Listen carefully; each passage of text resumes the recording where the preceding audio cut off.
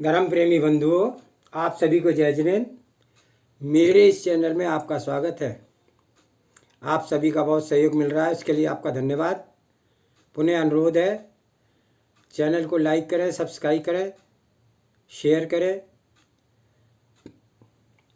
मेरे इस चैनल में 16 कारण भावना अनुशीलन का स्वाध्याय चल रहा है और इसके अंतर्गत 9वीं भावना वैयावतरण का स्वाध्याय चल रहा है और उसके अंतर्गत अनगार मुनि के बारे में चर्चा चल रही है। उस चर्चा को आगे बढ़ाते हुए सर्वप्रथम मंगलाचरण करते हैं। ओंकारं बिंदु संयुक्तं नित्यं ध्यायन्ति योगिने कामदं मोक्षदं चैव ओंकाराय नमो नमः। अविरल शब्द गनौगा प्रक्षालति सकल भूतल मल कलंका मुनि विरूपार्षि तीर्था सरस्वती अर्थो नो दुर्तान अज्ञान तिमिर अंधानाम ज्ञान अंजन शलाकया चक्षुषे उन्मीलितमेने तस्मै श्री गुरुवे नमः। श्री परम गुरुवे नमः। परंपराचार्य श्री गुरुवे नमः।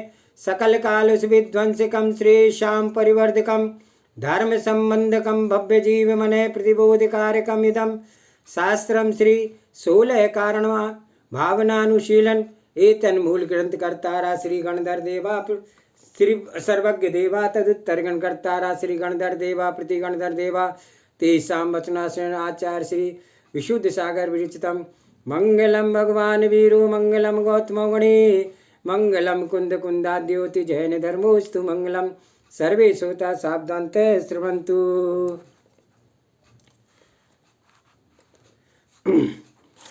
मुनि अनगार मुनि का वर्णन कर चल रहा था। आगे स्वाध्याय करते हैं। यदि कोई साधक पर के प्रभाव में आकर के उक्त कार्यों में संलग्न हो जाए तो साधु की अवहेलना न करते हुए उनको जिन मार्ग विपरीत कार्य को उन मार्ग ही स्वीकारना, जिन मार्ग को पूर्ण स्थिति प्रज्ञ है, जिन मार्ग तो पूर्ण स्थिति प्रज्ञ है पर भावों से भिन्नता का अनुभव है।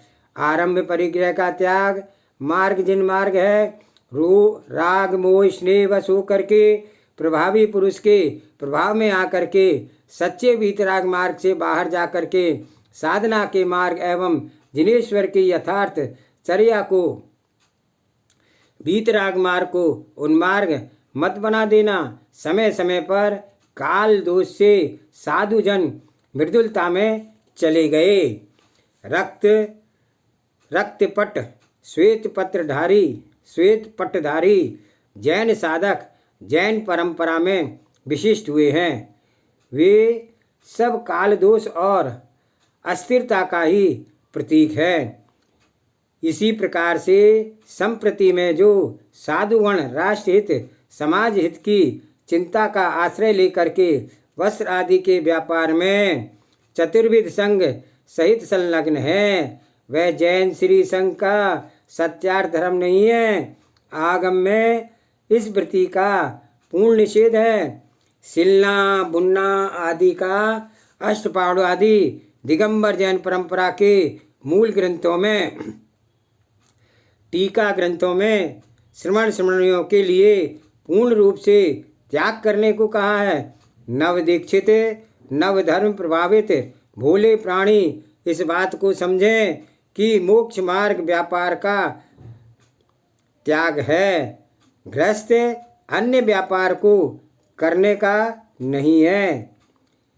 धर्मशास्त्रों को पठन पाठन में अपने समय का उपयोग करें। वस्त्र आदि व्यापार को देखने दिखाने का कार्य निर्गंत चर्या का वह करना उचित नहीं है।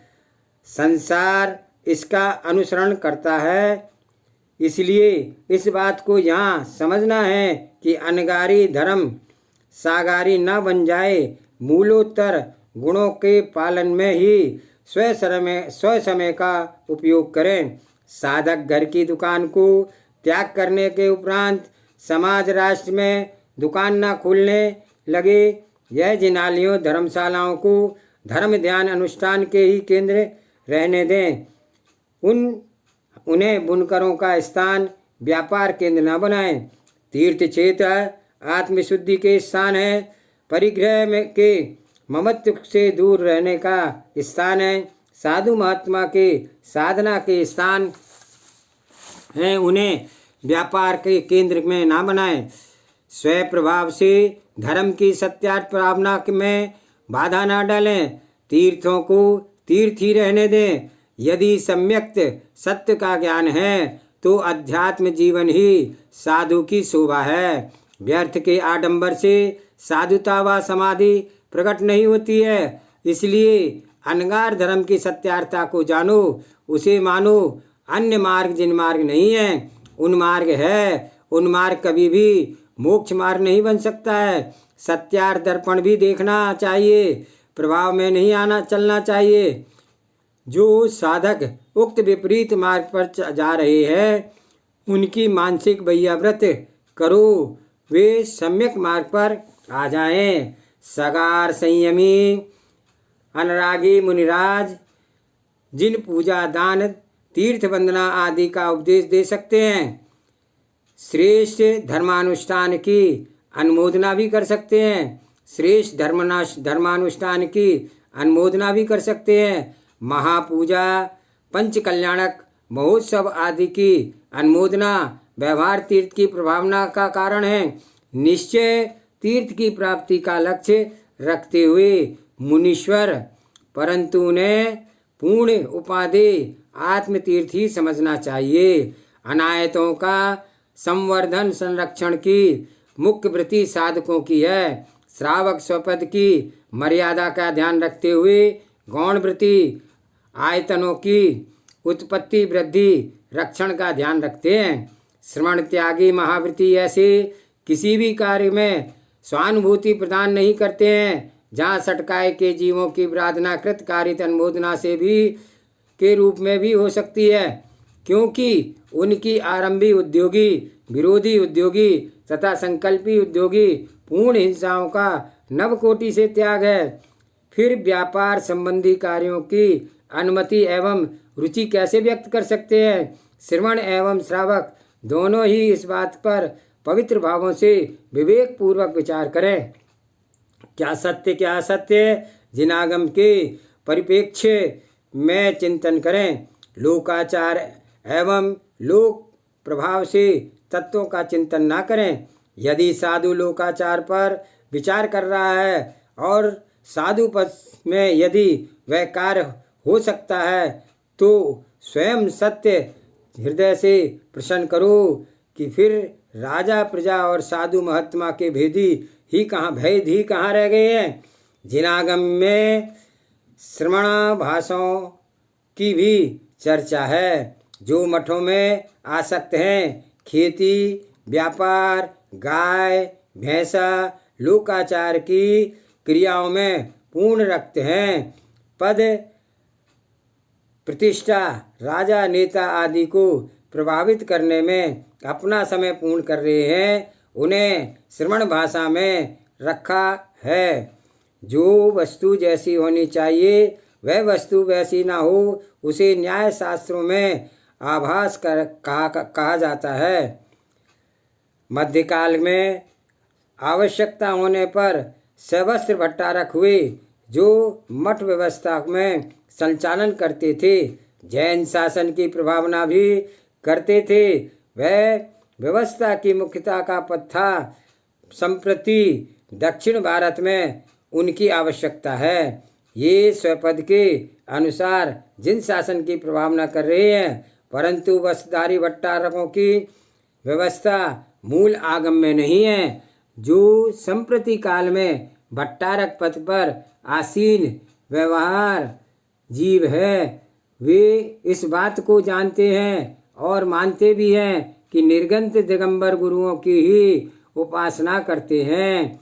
फिर मठों के भट्टारक वृंद मुनि संघों की पूर्ण भैयाव्रत करते हैं और श्रावकों से करवाते हैं। यह काल की अपेक्षा उचित है, परंतु आगमों में भट्टारक शब्द का प्रयोग अरिहंत तीर्थंकर भगवंतों एवं निर्गंत दिगंबाचार्य भगवंतों के लिए ही किया गया है। यह पूज्य पुरुषों के लिए विशिष्ट शब्द है। जो कर्म कलंक को नष्ट करने के पुरुषार्थ में लगे वे पूज्य भट्टारक है। जो स्वपद में स्थित शिक्षा दीक्षा अनुग्रह निग्रह शिष्य गणों का करना गणी ग्रंथ आचार्य भगवंतों का कर्तव्य है। शिक्षा सदन करना उपाध्याय परमेष्ठी का शिक्षा प्रदान करना उपाध्याय परमेष्ठी का धर्म है। मौन पूर्वक स्व आत्मा की साधना में अनिर्ष लीन रहना अनगारी मुनि भगवंतों का धर्म है। जो साधक वृंद स्वस्वरूप समय की साधना और प्रभावना में अपने समय को प्रदान कर रहे हैं उनके प्रति साधकों एवं श्रावकों का कर्तव्य है बिना भेदभाव संपूर्ण धर्मात्माओं को धर्म प्रभावना धर्म भ्रांति वृद्धि हेतु उनकी निर्मल भाव से श्रद्धापूर्वक अपने कर्तव्य समझ करके भैया व्रत करें। उनकी आहारचर्या ज्ञान दान साधना के सहकारी बने। श्रमणों के होने से श्रमण संस्कृति शोभायमान हो रही है। पूर्व पश्चिम उत्तर दक्षिण मध्य भारत संपूर्ण भारत देश के श्रमणों एवं श्रावकों के प्रति निर्मल भाव हैं। वे अपने अपने प्रदेशों में चतुर्विध संघ की भैया व्रत करें। स्व संतान वत धर्मात्माओं का ध्यान रखें। यदि माँ ही संतान से उदास हो गई तो फिर श्रमण संतान कैसे सुरक्षित होगी। इनके अभाव में धर्म का ही अभाव हो जाएगा। इसलिए धर्मात्मा की रक्षा ही स्वधर्म की रक्षा है, ऐसे स्वीकार करो। साधु भगवंतों का कर्तव्य है बालकवत समाज की सेवा को स्वीकार करें। जो अपनी माँ के आंचल में को काटता नहीं है ऐसे बालक को माँ स्वयं समय समय पर दुग्ध पान कराती है। और जो बालक माता के आंचल को ही काटने लगे तो वह बालक को जन्मदात्री जननी अपने अंग गोद में स्वतः ही नीचे उतार देती है। उसी प्रकार से साधु का भी कर्तव्य है वे धर्मात्मा समाज की भैयाव्रत सेवा को स्वपद के अनुकूल स्वीकार करें परंतु समाज में भेदभाव ना फैलाएं। समाज के वात्सल्य को ना काटें।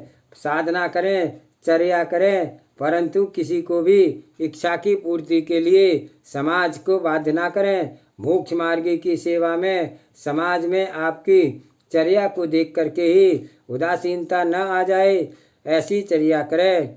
सरल समरसता का प्रभाव सर्वत्र फैलाएं। वाक्पटुता योगी का ही धर्म नहीं। धर्म तो मात्र जोड़ना ही होता है। जो जोड़ने का ही कार्य करे समाज को तोड़ने का कार्य ना करे स्व साधुत्व का ही परिचय दे।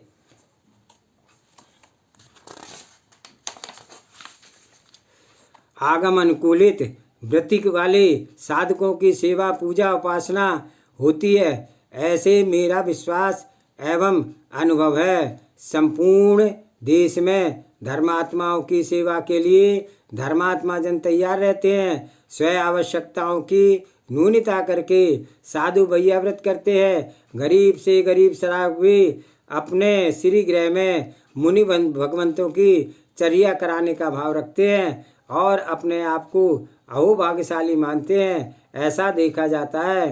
श्रावक साधु धर्म का सम्मान करें। साधुओं को उनकी सेवा का भी सम्मान रखना चाहिए। किसी को भी विमुख ना हो जाए।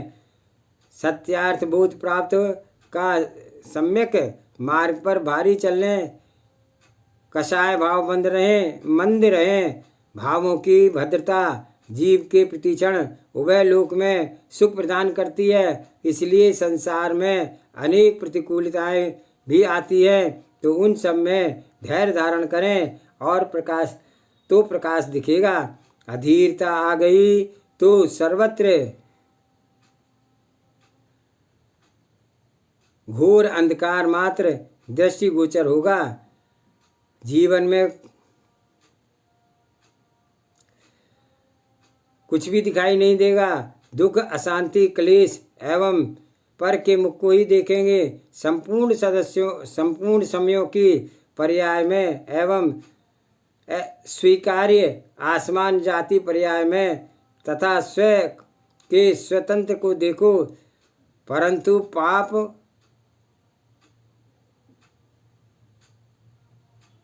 पुण्य पाप धर्म कर्मोदय भावों की आत्मा को भिन्न भिन्न वेद लोगों से भिन्न संबंधों को में ही घनिष्ठता स्थापित करें और न ही कटुता को। दोनों आवश्यकताएं समय आने पर अपने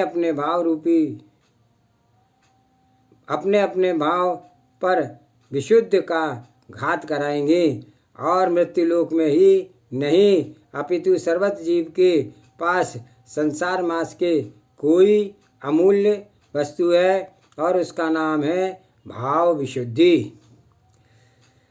मंद कसाय एवं विशुद्धि का विशिष्ट संरक्षण जीव को करना चाहिए। उनकी रक्षा उनका राग द्वेष की मंदता में ही मंदता में ही संबंध है। तत्ववेत्ता ज्ञानी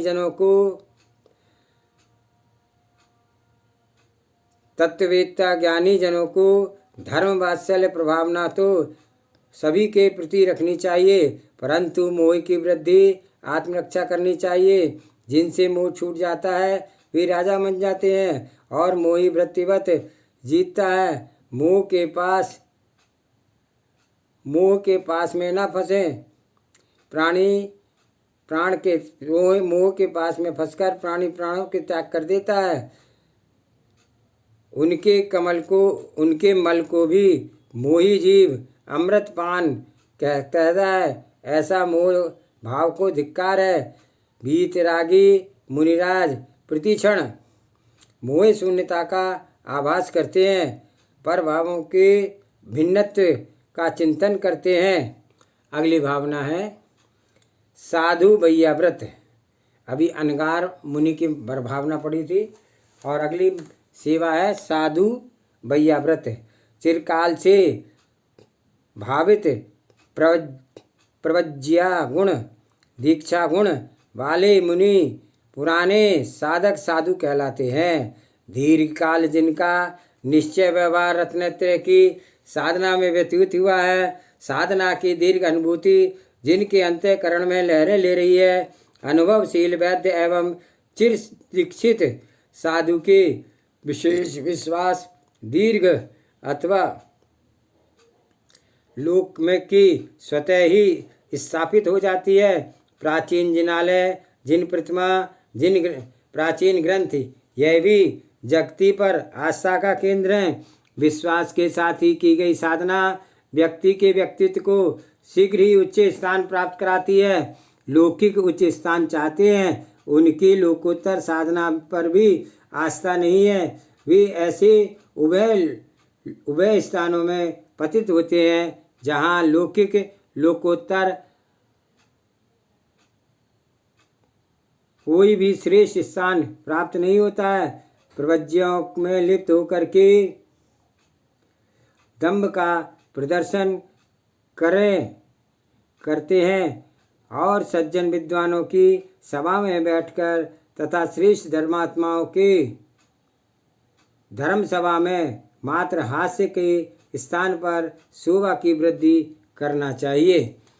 स्वगुण समृद्धि एवं जिनका ध्यान नहीं है, ऐसे भविष्य के पराशय जीवन में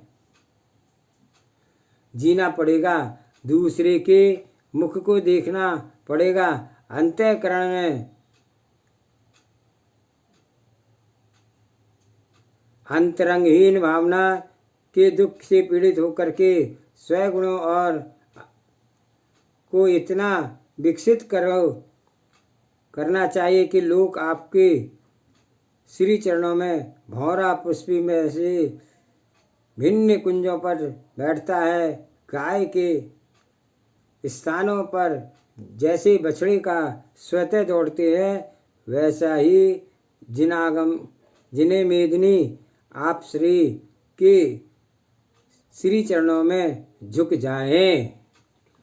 अन्य साधना धन्य धन्य धन्य धरती के वे देव दिगंबर मुनि जो निष्प्रय भाव से अहोरात्र शुद्ध साधना में रत होकर के आत्मशुद्धि के मार्ग को प्रशस्त करते हैं, पर वे राग द्वेष क्लेश आदि आत्मरक्षा करते हैं, और उनकी जो आत्म शांति है वह तो उन्हीं जैसी है। अनुपम जगती पर कोई भी स्थान नहीं है जिसे धर्मात्माओं की आत्मशक्ति के उपमा आत्म शांति में वह वहीं उन्हीं जैसी अनुपम है। जगती पर कोई भी स्थान नहीं है जिसे निर्गंथ श्रवणों के साधु महात्माओं की आत्म शांति का उपमा महात्माओं के आत्म शांति की उपमा प्राप्त है। जो साधु योगीश्वर यथार्थ मुक्ति एक जैसा जीवन दर्शन ज्ञान चरित्र यह तीन सामान्य जीवों को एक साक्षात्कार में नहीं लगना चाहिए।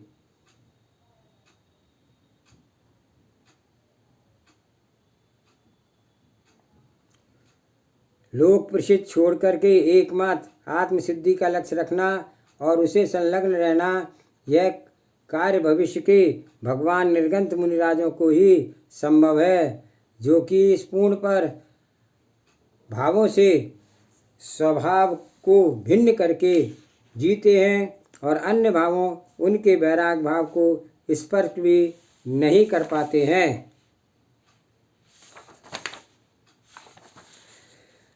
पीतराग परम भाव उपासना में लीन रत्नत्रय धर्म के धारी निर्गंथ मुनीश्वर देह युक्त द्रव्य आर्थिक नय से सिद्ध परमेश्वर हैं। उन्हीं निर्मल आत्मा की भावना दशा अशरीरी सिद्ध परमात्मा है।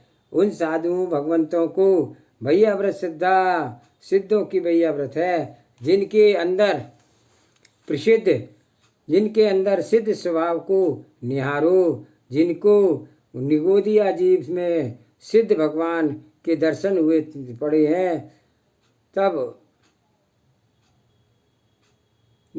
उन्हें नियम से निर्गंथ मुनियों के भगवान दृष्टिगोचर ही होंगे, और वे भव्य जीव भावी अनंत सिद्ध स्वरूप साधुओं की निंदा आलोचना के अकरित होंगे।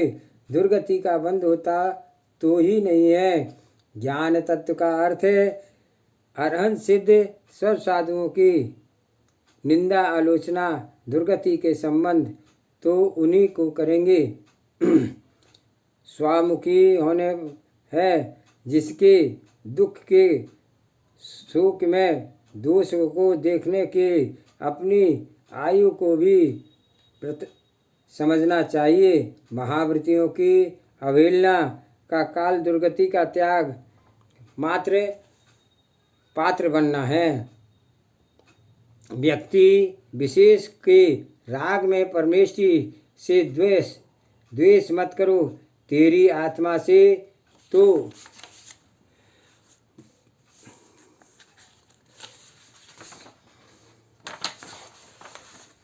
स्व आत्मा के निष्कषाय वृत्ति है। भूल के मत करना, मूल के मत रहना कि किसी का त्याग आपकी आत्मसिद्धि की आराधना होगा, अन्यथा पक्ष संप्रदाय के अतिरिक्त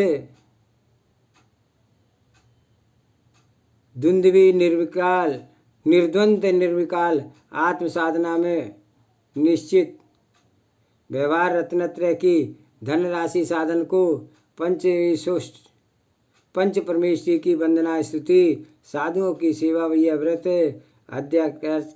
अध्ययन क्या कराएं, आत्म विशुद्धि को ही जान लीजिए। आत्मशुद्धि का अस्थाई सामान आत्मशुद्धि का